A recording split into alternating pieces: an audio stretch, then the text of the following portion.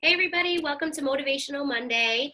Heather and I are here to share, a great way of how to deal with when, people are telling you no, they're not interested with Plexus.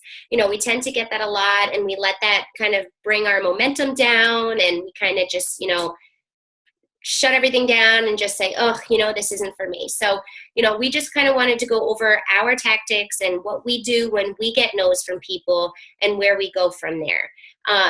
First thing is you want to make sure that when someone says no to you, you aren't just shutting down like that. You want that to be something that's going to motivate you to educate them even more, because a lot of people don't know about Plexus. They don't know what Plexus does. They think it's just a weight loss program.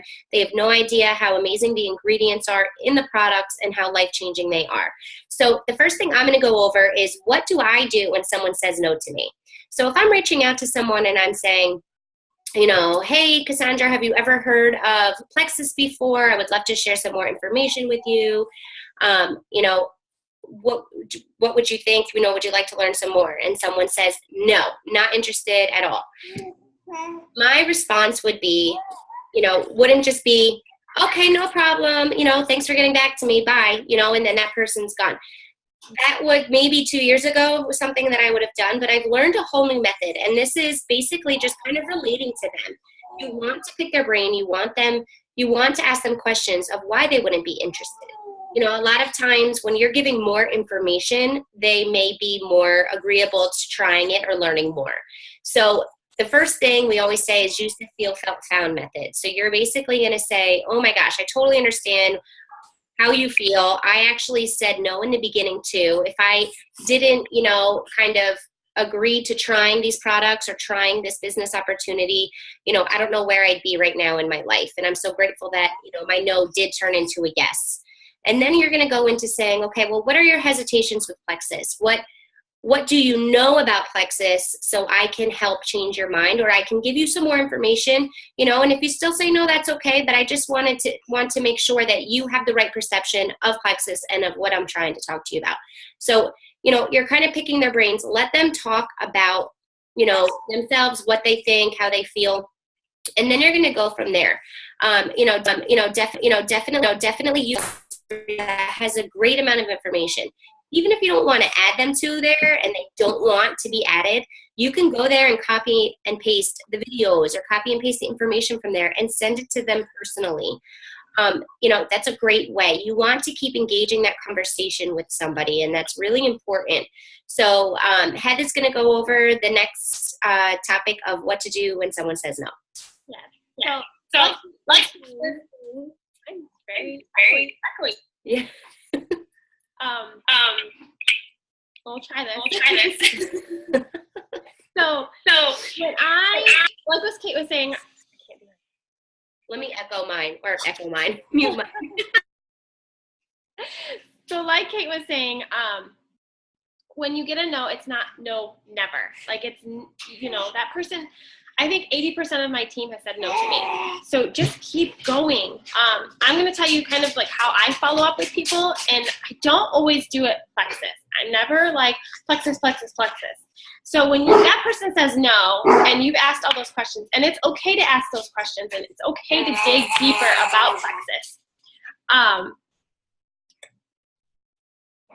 When you follow up, it's about making that personal connection, making that personal relationship better.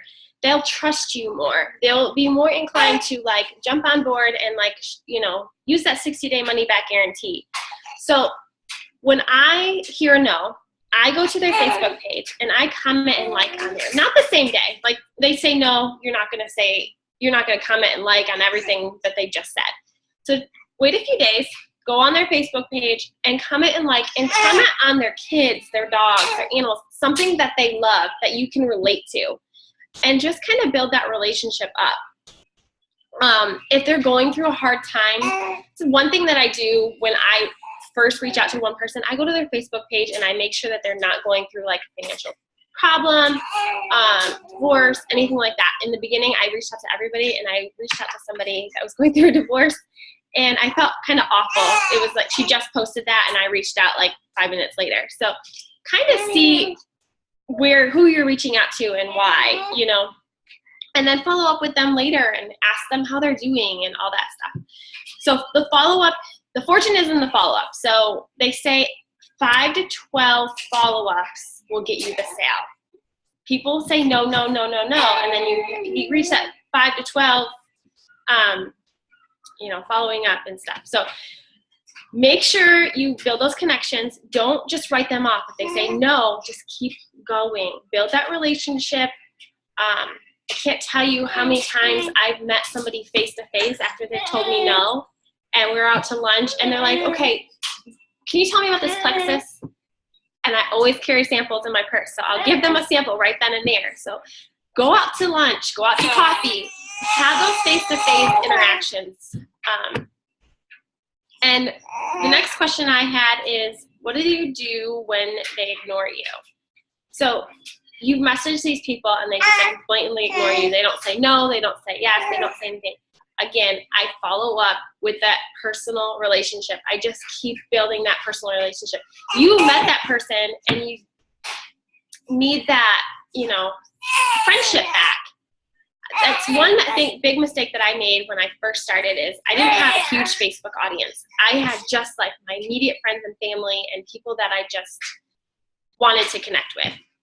Once I had Plexus in my life, it was kind of like I reached out to everybody and then it was all Plexus. So they kind of had this sour taste in their mouth. Build that relationship back up. And then they won't ignore you as much. Do you have anything to add on that, Kate? Yeah, no, I totally agree. Like, don't just think when someone ignores you, like that's just where you stop. You can give it time as from when you're going to reach out to them again.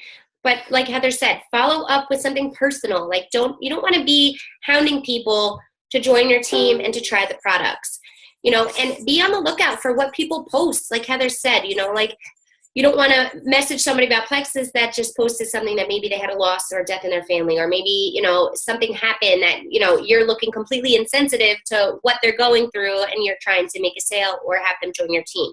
So make sure you do that. That's such a good point, because I know that it's happened to me too, and I felt like a complete jerk. So, that's not what we're about. We care about people, and we care about helping people, experience what we have so far with Plexus. So, and don't take anything personal. People are going to have their opinions. People are going to, try to shut you down and bring you down, but it's okay. Like everybody has an opinion.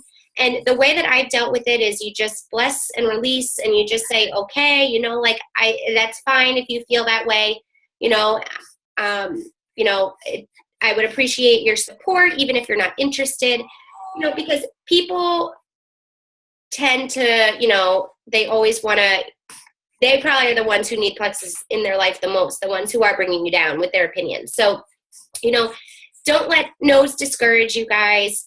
Let it build you up. Let it make you work harder to get a yes. And, you will. You just have to be actively working your business, actively following up, actively reaching out, and constantly building those relationships.